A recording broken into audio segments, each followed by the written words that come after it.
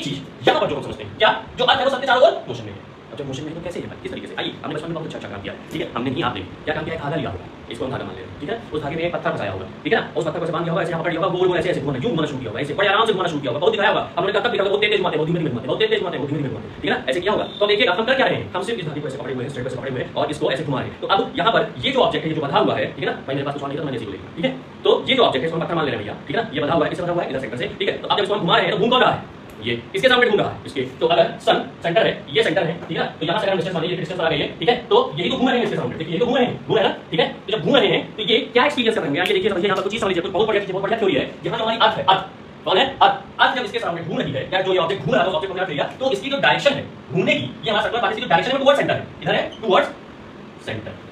इधर भाई towards centre, तो ये किससे बनी हुई है, अब ये इससे बनी हुई है, इधर टुवर्ड्स सेंटर पे जो फोर्स लग रहा है, उस फोर्स का नाम होगा सेंट्रीपिटल फोर्स।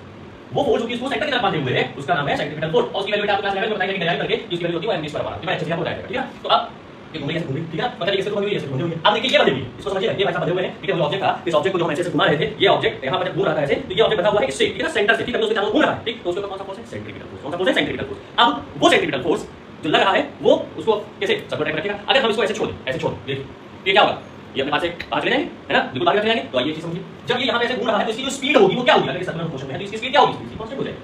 क्या हो जाएगी, कांस्टेंट स्पीड हो जाएगी। लेकिन अभी देखिए ये ऐसे घूम रहा है, फिर ये ऐसे आएगा, ठीक, फिर ये ऐसे आएगा, फिर ये ऐसे आएगा, तो पता क्या है, इसकी डायरेक्शन बदल रही है, और जब डायरेक्शन बदल रही है तो फिर डायरेक्शन स्पीड होती है, वो क्या होती है, वो वेलोसिटी हो जाती है, तो इसकी वेलोसिटी क्या हो जाएगी, वेलोसिटी होगी वो चेंज होगी, ठीक है। आप समझिएगा, ये ऑब्जेक्ट इस ऑब्जेक्ट से एक डिस्टेंस पर है, और डिस्टेंस पे होने के अकॉर्डिंग जो फोर्स लग रहा है वो फोर्स कौन सा होगा, वो फोर्स होगा दोनों के बीच में नॉन कांटेक्ट फोर्स, कौन सा फोर्स होगा, नॉन कांटेक्ट फोर्स होगा, उस नॉन कांटेक्ट फोर्स का ही नाम क्या है,